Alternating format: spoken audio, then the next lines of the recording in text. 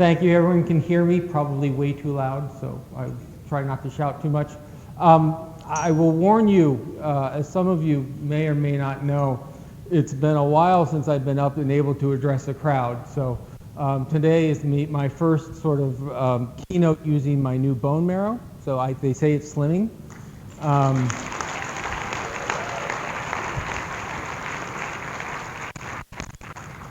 God took this a long time ago. Chemo took the eyebrows. So,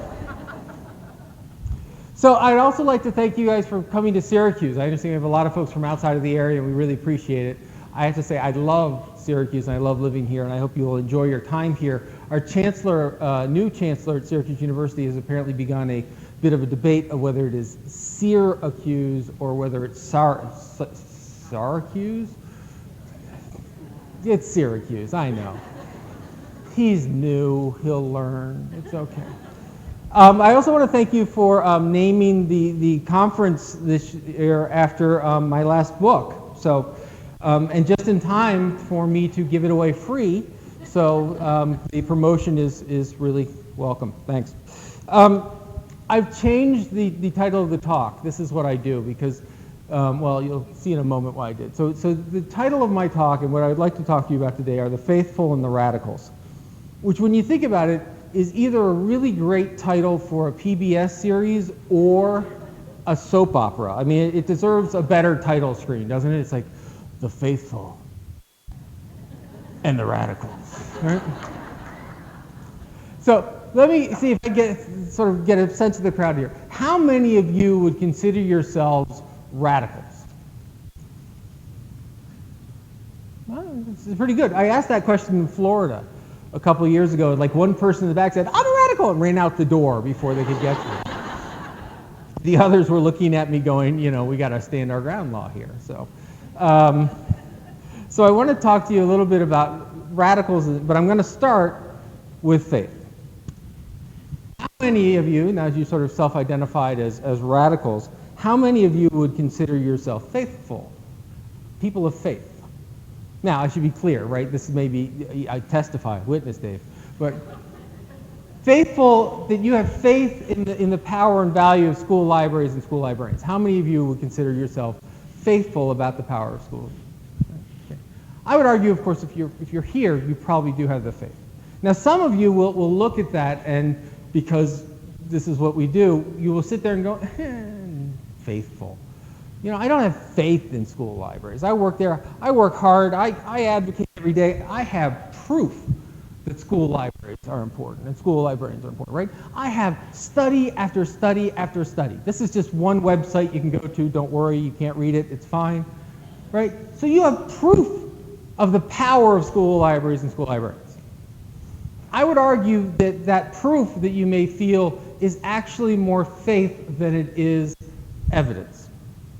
So, one, we have tons and tons of these.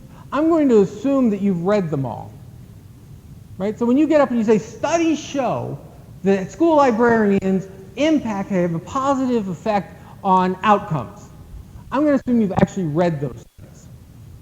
That's not a safe assumption, right? I assign them to students, and I don't make that assumption, right? And I'm going to assume that when you were busy reading them and you ran across a line that talked about the fact that this analysis of covariance was significant at an F factor and a P factor with an eta squared, you went, of course. How else would you do that, right? So I want to talk to you about why this is actually more faith. Faith is when what you do is you have evidence, you have someone who's testified, you have someone who's given you some information, and you preach it. You take it forward. This is, in essence, the research gospel of school librarianship. We're pretty sure there were smart people who did pretty good stuff in it, so we're going to repeat it a lot. That is an act of faith. It's a big act of faith because you'll know that turns out most of these studies are what are called correlation studies, not causation studies. That means that what they found is that in the presence of a school librarian, standardized testing scores go up. But they didn't say it is because the presence of a school librarian scores go up. right? So this is the famous correlation versus causation problem. Now, I will give you an example that I just love. Jenny McCarthy. Take a moment to decide exactly where you're gonna like me or not like me after this statement.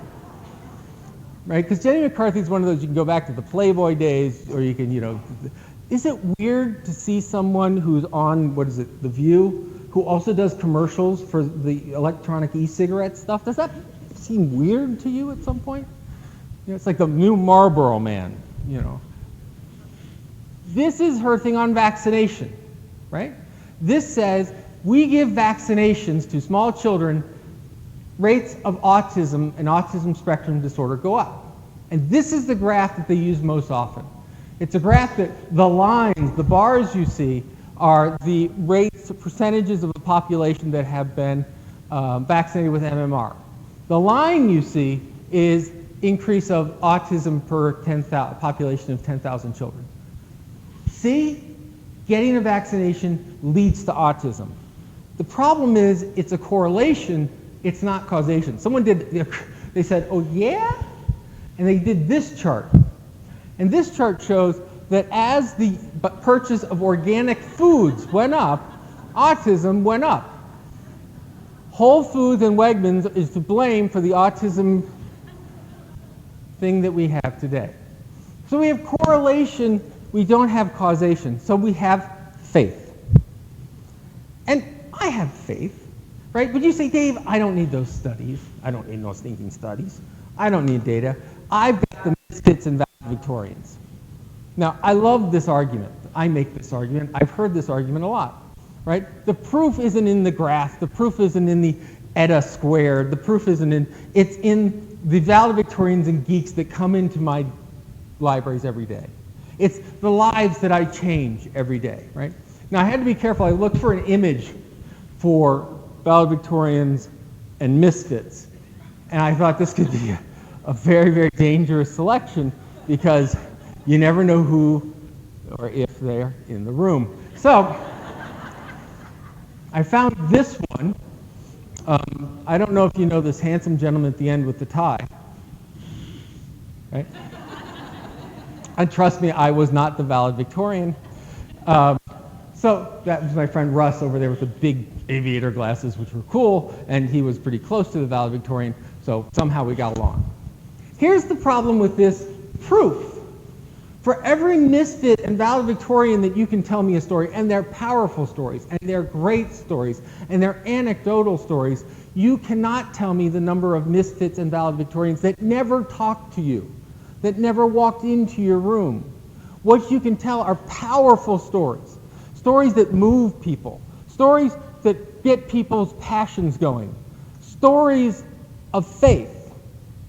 These are the things that restore your faith. And the days when you have broken printer cartridges, the days when it's like nothing shows up, when the principal walks in at 3 o'clock and says, by the way, tomorrow I need to close the library for a meeting.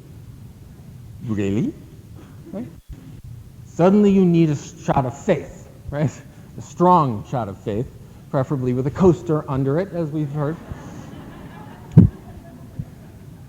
So we have this idea of faith in school libraries and school librarians.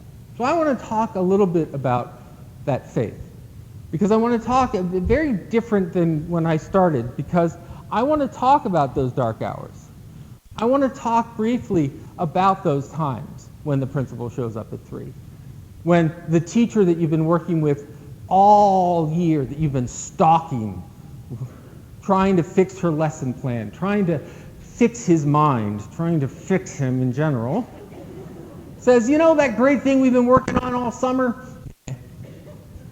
Right? You've had those moments when you go to the board and the board says, why do we have media specialists? We don't do many press releases. I was in North Carolina and they said, they were saying, they got up and they said, why are we spending so much money on people doing media relations? And they're, why don't we change the name back to school librarians? Is what I'm hearing, which we did, right? It's official. You're school librarians again. Congratulations. Which I like. But these moments of faith, these crises of faith, we all have them. I'd like to talk to you briefly about me having a crisis of faith. That as this past year and a half, I've been going through some not pleasant things. But part of what that's allowed me to do is not worry about having to publish something every 10 days. I've been able to sit back and read. I've been able to sit back and watch. I've been able to sit back and learn. I've also been able to take really great narcotics on a regular basis. So the crisis of faith doesn't always look like this. Sometimes it looks like this. I sit there and I say, why libraries? Because, you've had these, right? We've all had these.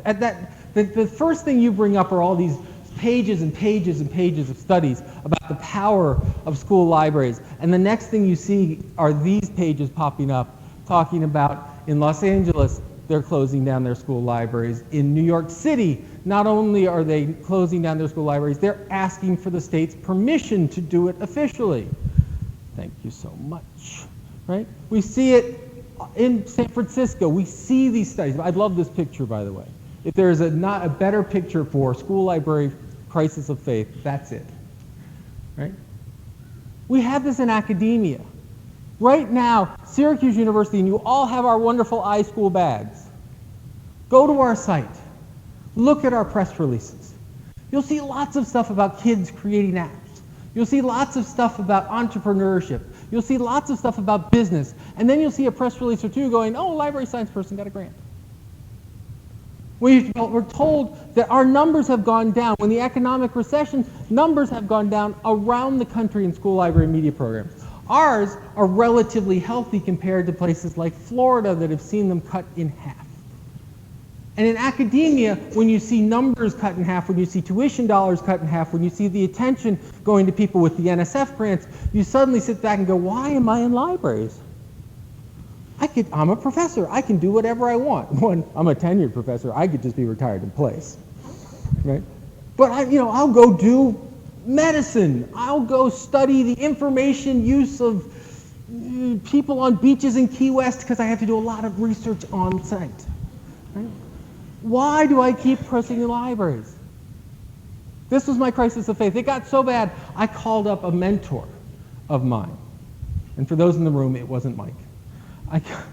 I called up a mentor, and we'll call him Alvin, just because that would piss him off. And I said, Al, I said, I'm having this crisis of faith.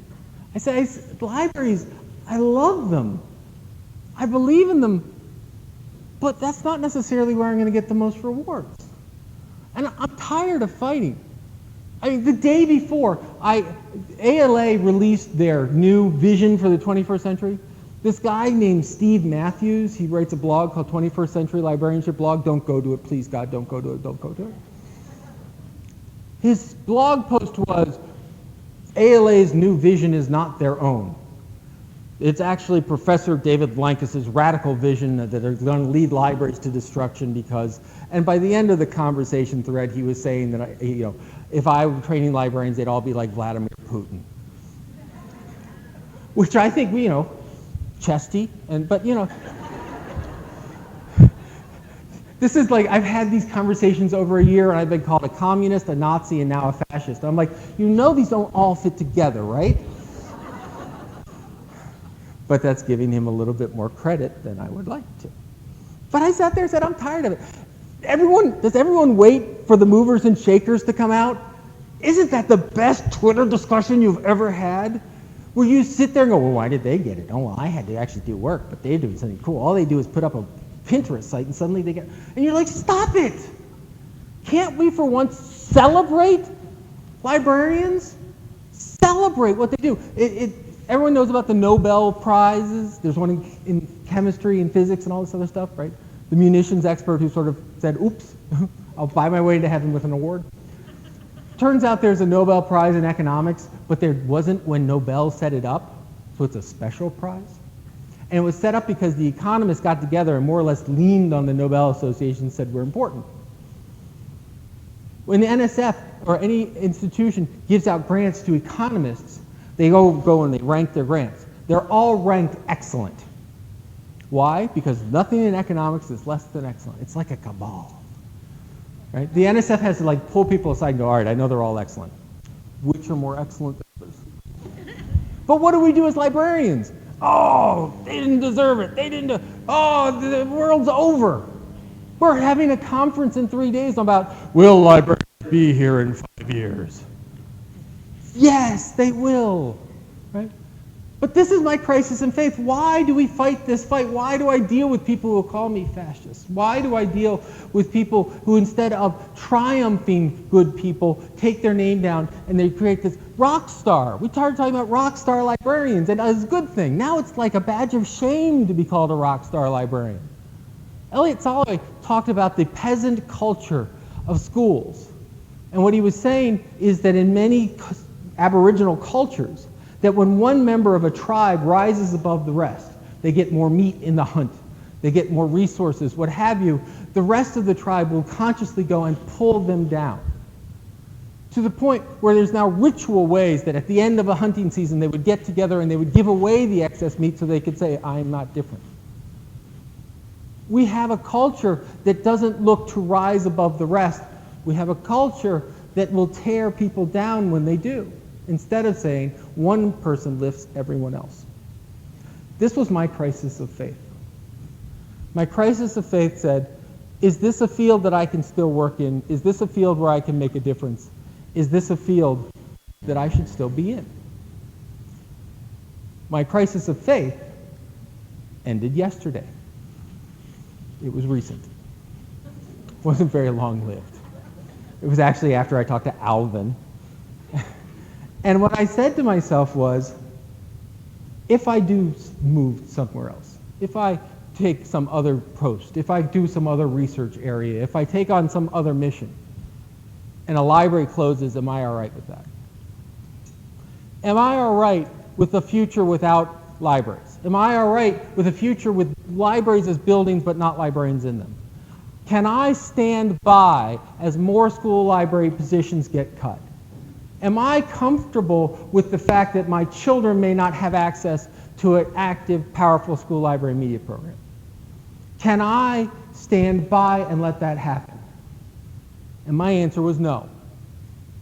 My answer to the crisis of faith wasn't the fact that I thought everything was going to be rosy and that everything was going to be given to me. It was the fact that I was unwilling to be part of those who stood by and destroyed something I love. Ultimately, the decision was, I have a limited time on this earth, and I'm going to use it to build up and be part of what I believe in, because I have faith. I have faith that this stuff works. I have faith that we improve people's lives. I have faith in you. When I meet school librarians, I meet librarians of all sorts. You have to understand, I meet librarians, I meet Slovenian librarians, I meet Estonian librarians, but I have to tell you, Central New York school librarians, you folks are freaking nuts.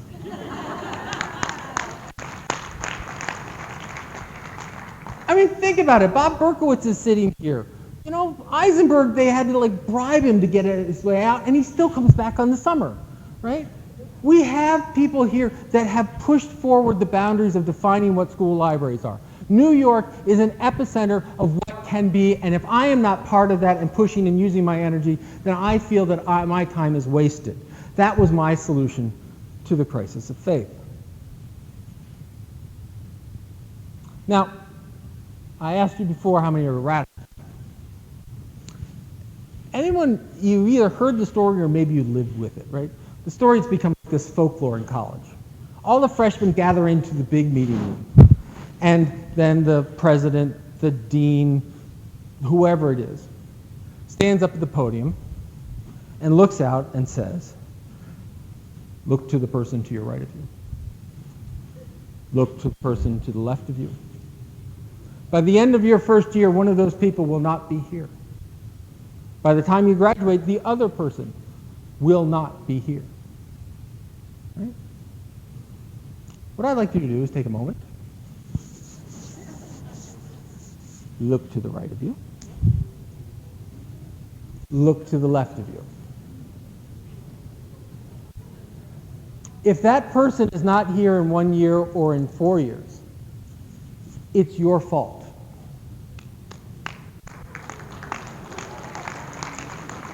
I was kind of just, this is that part in the keynote where you're not quite sure which way the audience is going to go with you. It's my fault. It's the person's next to you's fault. Because the future of this field is not in our buildings and getting people to realize the power of reading. Good Lord, do you think anyone questions that we should be teaching literacy and reading in schools? That's never been the debate. The debate is whether you should be teaching it, right? And the best person to make that argument is not your frickin' room. It's you. It's your advocacy. And that's where we come back to this notion of radicals. This would have gotten me kicked out of Florida, by the way. I was close enough. Now, because here's the deal. Faith is not enough. We have this idea of insufficient. It is necessary but insufficient. If you have faith in school libraries, if you believe they're important, if you want that person sitting next to you to be there, simply saying I have faith and I believe is insufficient. Right? Barbara Stripling, she loves school libraries. She's an ALA president. She's in New York. I have faith that she'll do it all. Right? Sue's crazy. Take it, Sue. Sarah's willing to give beer out. For God's sake, how could we fight beer? That was our discussion at the table, by the way. It wasn't the coasters. It was the beer you put on top of the coasters and the large suitcase of money that rolled up beside it. I've been watching House of Cards, so, you know, at some point I will be killing someone tonight to become vice president of the School Libraries Association. Faith is not enough. Faith is important. If you would not be here if you did not have faith. You know that, right? I know that I'm preaching to the choir. The people who need faith are the people who are sitting in their libraries today. They're sitting in their libraries when they could have come here. They're sitting in their libraries because that's what they do. Not the folks who couldn't get out. It's the folks who wouldn't get out. It's the folks that are saying, "What? It's Easter weekend. It's a perfect day to reshelve and do inventory." Whee! Remember when we did that? We closed academic hours so we could re-inventory the shelves? I know you're saying, yeah, that was last week. Don't do it! That's the people who need faith, and it's important that we get out and preach the word. It's important that we take the gospels of the report. It's important that we do the statistics. It's important that we work together. It's important to shout to ourselves, we're important! It's important to stop the dialogues of movers and shakers and rock stars and just talk about how we are all essentials and rock stars. That's what we need to do with faith, but it is insufficient. And unfortunately, you guys took the time to come here, so I get to give you extra work. Now, radical. I asked you before, and like I said, I got about a 50%, maybe, sure, good. Yeah. I'm assuming that's a good thing to be, whatever it is. I love the word radical. I love it, I love it, I love it, I love it, I love it. I love it particularly when I talk about radical librarians, because non-librarians go, huh? So, what? The reason I love the word radical is because it has 4 distinct meanings. Right? So this is, you can't read it, but this is the definitions. The first definition is of, relating, or proceeding from the root. So any gardeners? Right? When you take the bulbs and you plant the bulbs, those are the radicals. When you, right? You can take the branches and you can regraft them other places, but you can't regraft the roots. So that's the radical. Right? It also means completely. So for those of you who have unfortunately lived with or been touched by breast cancer, when they talk about radical mastectomies, they are not talking about left-leaning communist mastectomies. Right? It means they take the entire organ, not just part of it. They take it to the root. The second means of or relating to the origin or fundamental. To be a radical Islamist doesn't, well, it can mean many things, but it really means at the origin, to the fundamental, to the original word. A radical Christian, a radical whatever, are people who believe the word as it was, tradition, The other is the one that we probably think of, which is extreme, the leftists, the radical, the crazies, right? And then the fourth one, which is my favorite, which means cool. Right? I mean, what other word has everything from fundamental to extreme and cool in the middle of it? But this is why this word is perfectly applicable to librarianship. Because we have fundamentals, we have values, we have tradition, we have millennia of history. If librarianship was not the first profession, they kept the books of the first profession, which we know involved interesting exchanges of currency and other things. Anyway, radical. We have history, we have tradition, we understand things through and through. Radical in that those traditions, those values are what we fight for. This is the profession that fought for freedom of speech, that fought against the idea of surveillance. This is the group that fought for the right to read, the right to access, the right to literacy. This is the group that looked at chained books not that long ago, 200 years ago, and said, take the chains from the books and let people take them away. This is the profession that said people have the power to browse open stacks. I know you're sitting there going, Dave, open stacks? Go to Russia and go to a library. Go to China and go to their national library. You will not find books. You will find a window where you can request the book. We let people just willy-nilly walk through it. My God, they might accidentally find something they don't agree with. They might find something that changes their lives. So that is radical and extreme. The notion that people should be able to look through materials of all sorts and not be tracked is a radical concept. It's an extreme concept. And we're cool. Frankly, I'm tired of reading articles about tattooed librarians, but hey, at least it starts some people thinking. So, in order to have faith is great. In order to make a difference, we must be radical. I hate the read posters. See, that's another one of those, you're not sure which way it's going to go. You hate Yoda? No, I love Yoda. On read poster, I am.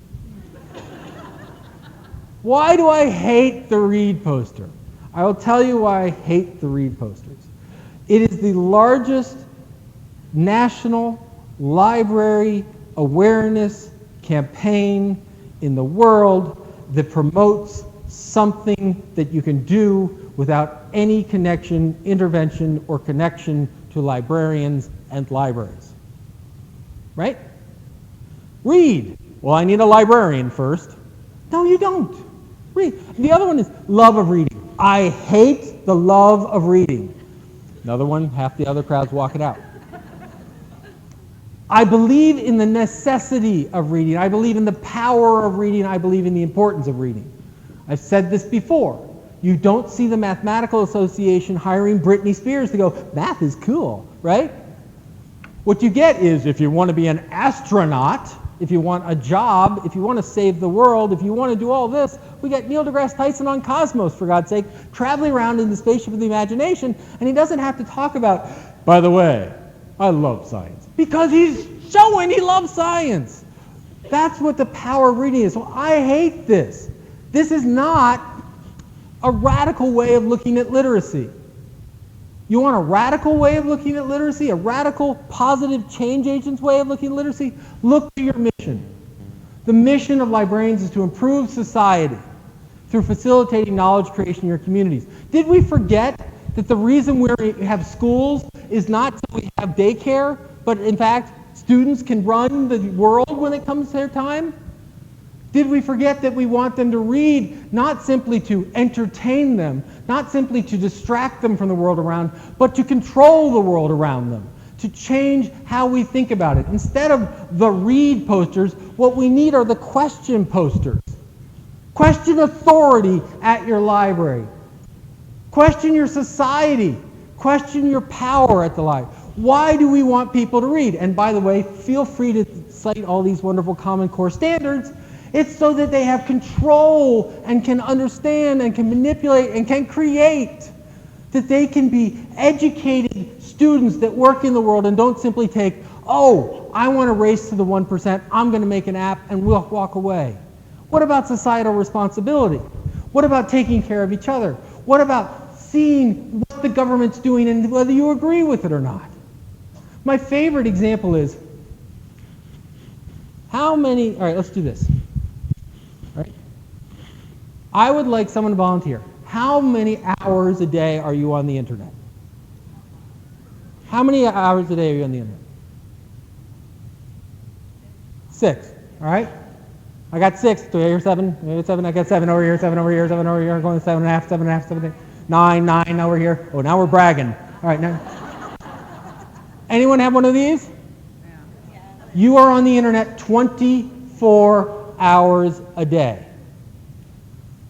Someone on the internet knows where you are 24 hours a day. Someone on the internet knows that you've been playing Angry Birds 24 hours a day. By the way, you can put the comma wherever you want in that one. Right? That is something that we need to teach ourselves, but we need our kids to understand. We get them in college, right? We get the millennials. Millennials know about technologies. Millennials know crap about technologies. Millennials know how to text. They don't text anymore, right? Right? We have to teach, do you realize what this thing is? And they're like, it's a phone, right? And you're like, no! It's power. And it's either the power for you to change the world or for the world to change you. That's what literacy is. That's why we teach people to read. We don't teach people to read just so they'll be distracted so they won't ask those questions. We want them to ask those questions. We want to get the authors in our libraries talking about the fact that I wrote Diary of a Wimpy Kid because there are some really crappy kids in the world. How do you deal with bullies? How do you deal with cyber bullies? This is our issue. That's the radical approach to literacy. Not radical because it's extreme and it's crazy, but because it goes back to the fundamentals of why we have libraries to begin with. It was not to distract populations. It was not to distract kids. It was not to take time. It was to empower and change the world. If your students don't walk out of your library understanding that whether they read it, work on the computer, build something in a makerspace, they're doing it to change the world, then you have failed. You may have faith, but that faith hasn't turned into action. Radicals. Which brings me to dun, dun, dun, dun. So I'm going to admit something out of hand. Once again, my job as a keynoter to be well liked. I'm going to say something terribly controversial. I know there's someone actually from the State Department of Education in here. I'm not a fan. I'm not.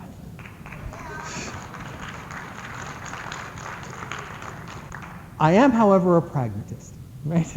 I understand why we want these. I understand they can be twisted, right? It's not that we hate the Common Core. It's not that we hate the idea of a national curriculum. It's not the idea that we disagree with what those standards are. It's the fact that we assess them through high-stakes testing, right? That's usually what we worry about. But let's see, how are we as librarians, as radical librarians of the faith, how are we addressing and taking this on? Here's a Pinterest board about Common Core aligned resources. Oh my God. You're sitting there going, is this radical? Is that a good thing or a bad thing? It's got to be a good thing. It's on the internet, right? That's good. It's using social media, and we know that's good. And it's aligned resources, so it's librarianship. This is perhaps the least radical, least exciting, least useful way of approaching the Common Core. If what you do is get together as a committee and spend 12 hours coming up with another freaking list of aligned resources to the Common Core, I will hunt you down and I will slash your tires. Because you say, but that's the librarians, that's what we do. No, you don't. Yes, we organize stuff. No, you don't. You improve people's lives. Yeah, by organizing stuff. No, that's what hoarders do. There is a very fine line between a librarian and a psychopathic hoarder.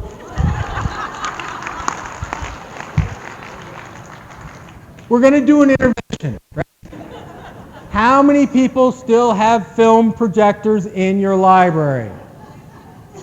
How many people still have film loops in your library? Particularly the one on birth for biology class. My brother-in-law, total moment. My brother-in-law teaches biology to undergraduates, so he gets the freshman biology class, and he shows the birthing video, right? It's part of what he has to do is show that wonderful, dear God, right? And he always films the students' reactions to the birthing video. So every year, it's like you get to Facebook and all you see is,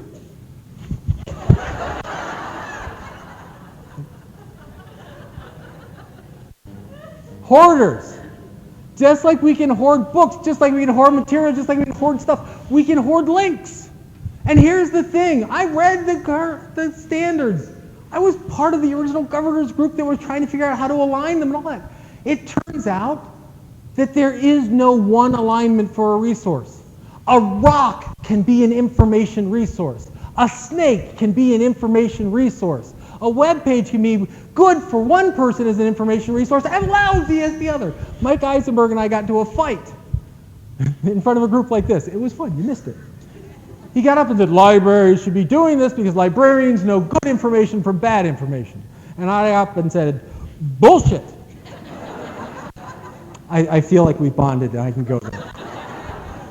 I said, librarians know good information for a given question, for a given need, for a given teacher, for a given situation. This idea of Pinteresting 300 links, that, let's face it, in 2 years are going to be full of 10,000 broken links. And then when the spammers get it, we'll be filled with links to, like, pancake recipes. This is not radical librarianship. This is hoarding online. Stop it. And the next librarian who whines about the fact that, oh, the teacher suddenly discovered that maybe they need to find a resource that's not in their textbook. Stop it! They need your help. I mean, say that to yourself, but not to them. So, all right, Dave, bring it on. So, collection, a bunch of stuffs aligned to Common Core for the day. Radical, not radical. I'm using emoticons because I'm hep and with it with the kids these days. Working with teacher to use resources and materials to create lesson plans gets us smiley face. Better. We like that. But here's the trick. Because all of you are going to get up and say, I tried, and they don't talk to me, and they don't listen to me, and they're busy in their meetings, and all they do is drop them in my library and go eat lunch, the bastards. Working with kids on an interest of theirs to develop resources and materials.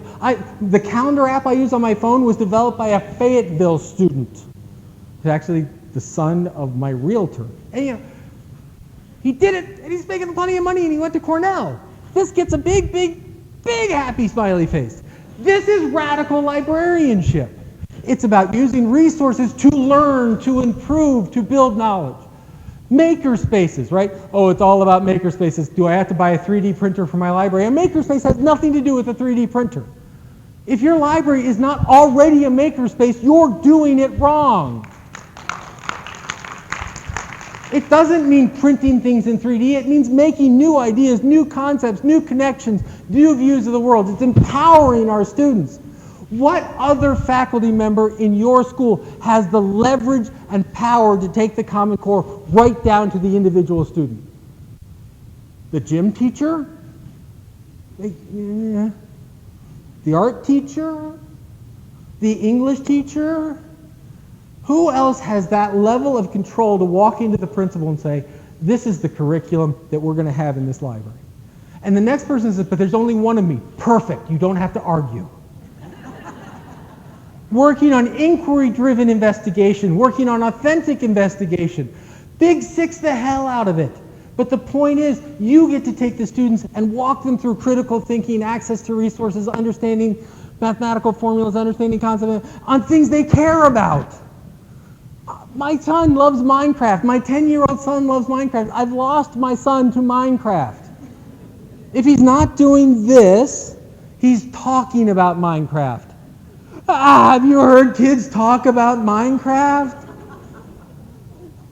I failed Latin and I failed French in school. I'm failing Minecraft in my own home. Well, I went to the Nether and the creeper then, it's like, what are you talking about? But you know what he's doing? What finally hit me one day? He's doing Legos. I got Legos. Oh, I got Legos. And I do have a bunch of Legos. But, right, he's creating, they're literally making a world around them. My son decided for a science fair project that he was going to invent the library of the future. Thank you. Thank you very much. And he started drawing it, and his older brother went and said, let's build it. And he built it in Minecraft. And then we found out that the Fayetteville Free Library had a 3D printer, and we output it, and he printed the library of the future. It had crossbows and lava. Oh, you laugh, but tell me you don't have the metaphorical equivalent in your library. Right? If you walk into your library and the first thing you see is a row of stacks, that is defense against the dark arts, folks. You're shielding yourself from the rest of the world and no one's fooled. All right? So this idea of radical. So we come back to this notion of the faithful and the radical. We come back to the idea of what we need is faith.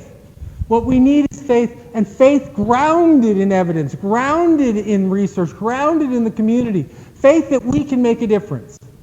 And all too many of our colleagues have lost faith. There's just as likely to hear from a librarian as a school principal that libraries are doomed in the future. Stop it. The next time you get another one of those libraries, we have to save libraries, stop it. We need to save librarians. We need to save physicians, and we don't need to save them because, God, we need another warm body. We need to save them because we have so much work to do. The last thing we need are 50 new school librarians who think their job is to catalog, who think their job is to clean the room, who think their job is to shush and stack. We need 50 radical librarians to come in and say, how am I going to get out of the classroom? Burn the building. Burn the books. Burn the books. But if you give me a school librarian, we still have a school library program. I'll come to your classroom. I'll come to your classroom. Hell, I'll come to your house. And we're going to work together to figure out what you need to know, what you need to understand to get into college, to get a job, but to be a human being. We are not in the vocational education program. We are teaching people to appreciate literature and art and science and mathematics because ultimately we are preparing the stewards of this world. You are the faithful radicals who will shepherd generations into controlling this world, and that's your mission. And you will lose faith. And you will have faith challenged. And you will have people tell you that you can't do it. And you will have teachers who won't talk to you. You will have the days of the toner cartridges. You will have the days of doubts. You will see the articles in the paper. You will hear about the death of libraries. I've been there. Right? Not only have I been there and hearing the death of the libraries, I actually had to sign a consent form that said if I pull out of a given program at any time, it will result in certain death. I have been at the edge of certain death. When I got my stem cell transplant, when I went through cancer, I had to go through terrible chemo. Chemo that ripped sores in my tongues. Chemo that tore out all my intestinal tract. Chemo that took my hair, took my energy, took my ability to walk up a flight of stairs. And it even killed the very marrow in my bones. I voluntarily took a lethal injection. Why? Because I had faith.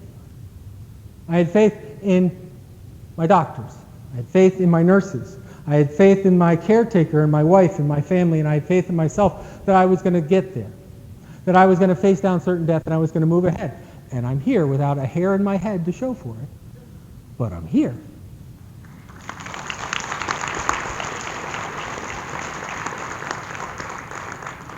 Faith can be hard. Radical can be hard. Moving out of your comfort zone and seeing yourself as larger than you think you are can be hard, but it is essential.